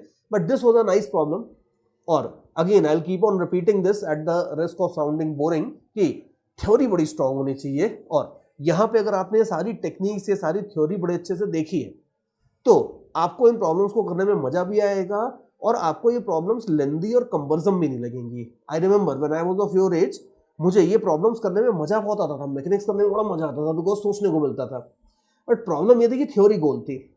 अब गोल तो नहीं कहूंगा, लेकिन थ्योरी में प्रॉब्लम ये थी कि मैंने बस खाली एनसीईआरटी लेवल में बेसिक चीजें पढ़ी थी कि अच्छा लीनियर मोमेंटम कंजर्वेशन होता है, ऐसा वैसा बेसिक्स, बिल्कुल आगे के डिटेल्स कुछ नहीं पता था कि रिड्यूस मास टेक्निक क्या होती है, एनर्जी कितनी जनरेट होगी, इसके बारे में सोचा ही नहीं था कभी। मतलब अगर ये कभी भी आता था तो I would always calculate these things from basics, और उसकी वजह से फिर होता ये था कि मुझे मेंस लेवल के छोटे मोटे क्वेश्चंस तो बन जाते थे, और जहां ये बड़े बड़े क्वेश्चन देना शुरू करते थे, अब ये एस्ट्रोनॉट वगैरह दे देते तो फिर तो मैं छोड़ ही देता क्वेश्चन, बिकॉज इन क्वेश्चंस में ऑब्वियसली बेसिक से जाओगे तो एक एक स्टेप लिखते लिखते तो बूढ़े हो जाओगे, वो अपने को होना नहीं है अभी इतनी जल्दी। तो therefore you have to make sure कि ये थ्योरी स्ट्रांग रखो, और ये थ्योरी स्ट्रांग है तो आपका बिल्कुल काम बढ़िया चलता रहेगा। एंड अपने साइड से मैंने कई सारे एग्जांपल्स ले लिए। अब फाइनली बारी आती है DIY प्रॉब्लम्स की। तो now let me take you to DIY problems. DIY problems में देखते हैं कि क्या क्या चीज है अपने पास। सी 3 क्वेश्चंस तो आपके सामने है। सबसे पहले खेल आपको पता ही है, कितनी बार आप पता नहीं कितनी बार, सैकड़ों बार खेल चुके हो खेल। वीडियो को कर दो पॉज, पेन और पेपर उठा लो और इन तीनों क्वेश्चंस के ऊपर आप टूट पड़ो, एक एक करके तीनों को सॉल्व करो। Take your time. रिमेंबर, यहां पे कोई जल्दी नहीं मचानी है अपने को कि क्वेश्चन हमें 2 ही मिनट में सॉल्व करना है एग्जाम में तो यहां 2-2 मिनट में करेंगे, नहीं। कंसेप्ट बनाने के टाइम में टेक योर टाइम, आराम से धीरे धीरे सॉल्व करो, कोई जल्दी नहीं है। उसके बाद जब एक बार लेक्चर ओवर हो जाएगा, फिर जब आप एक्सरसाइजेस वगैरह सॉल्व करोगे, क्वेश्चन बैंक से सॉल्व करोगे एंड सो ऑन, तो वहां पे आप टाइम का टैब रखो, कोई प्रॉब्लम नहीं है। But at the time of concept building आप आराम से टाइम लो और कंसेप्ट के ऊपर फोकस करो। तो पहले 3 क्वेश्चन के बाद आपको आगे दिखाता हूं क्वेश्चन नंबर 4 और 5। बड़े छाट के मैं ये क्वेश्चंस लेके आता हूं। ये सारी की सारी DIY प्रॉब्लम्स में आई मेक श्योर कि ये क्वेश्चंस कंसेप्चुअल हो, कम से कम क्वेश्चन में अच्छे से आपकी प्रैक्टिस भी हो जाए और कंसेप्ट भी आपके सारे के सारे क्लियर हो जाए और कवर हो जाए। ये टारगेट रहता है इन DIY प्रॉब्लम्स का। Also remember that in DIY problems के बाद ये जो चैप्टर्स अभी अपन देख रहे हैं, ये सब बड़े प्रैक्टिस इंटेंसिव बड़े बड़े चैप्टर्स हैं। तो ये खाली DIY प्रॉब्लम्स करके अभी इन चैप्टर्स को आपको नहीं रख देना है। शुरू में इंटीग्रेशन डिफरेंशिएशन वगैरह जब सीखा था बेसिक मैथ्स में, वहां चलता था, लेकिन यहाँ पे उसके बाद जब से अपनी मैकेनिक्स शुरू हुई है, you have to make sure कि ये DIY के साथ साथ फिर उसके बाद आप आगे क्वेश्चन बैंक और बाकी मटेरियल अच्छा पूरा सॉल्व करो। तो 4-5 आपके सामने है। 6th क्वेश्चन तो बड़ा लग रहा है यार, पूरा एक पेज में एक क्वेश्चन आ गया है, बंदा भी एक खतरनाक सा मैन इन ब्लैक चल रहा है। तो देखते हैं, देखो सॉल्व करके इसको। मैं नहीं बताऊंगा कि इजी है या डिफिकल्ट है, वो आपको सोचना है। 7th और 8th क्वेश्चन आपके सामने है, इनको भी जरा एक बार अटेम्प्ट कर लो। और इसके बाद फाइनली 9th क्वेश्चन भी आपके सामने है। 9th क्वेश्चन में ये तो ऐसे ऐसे एक्सप्रेशन तो देखने में ही खतरनाक लगते हैं, पता नहीं कौन कौन से रूट में क्या क्या चीज आ गई है। बट एक बार आप क्वेश्चन को अच्छे से पढ़ के देखो और आई एश्योर यू कि इतना कोई बहुत महान क्वेश्चन नहीं है, after if you have obviously done the theory properly. तो ये 9 क्वेश्चंस आपने अटेम्प्ट कर लिए। ये 9 के 9 क्वेश्चंस अगर आपको बन गए हैं तब तो खैर बहुत ही अलग लेवल पे आप काम कर रहे हो, you are doing an amazing, more than amazing job absolutely. लेकिन अगर आपको लगभग 6-7 क्वेश्चन भी बन गए, इनफैक्ट आंसर दिखा देना चाहिए पहले, उसके बाद ही पूछना चाहिए कि बन गए या नहीं बन गए। So here are the answers. अब मैं बोलता हूं कि अगर ये 6-7 क्वेश्चंस तक भी अगर आपने बना लिए तो आपकी प्रिपरेशन काफी अच्छी चल रही है, आप कंसेप्ट को काफी अच्छे से समझ रहे हो। इससे ज्यादा बन गए तो फिर मैं कुछ बोलूंगा ही नहीं, फिर तो आप खुद ही समझदार हो, आपको पता है कि you are doing an amazing job. लेकिन अगर मान लो सपोज 6-7 भी बन गए तो भी आप काफी अच्छा कर रहे हो, 5 क्वेश्चन तक भी बन गए हैं तो भी ठीक है, कोई दिक्कत नहीं है। लेकिन अगर 5 से कम बने हैं तो फिर थ्योरी आपको थोड़ी सी जो मैंने पढ़ाई थी वो थ्योरी रिविजिट करनी होगी।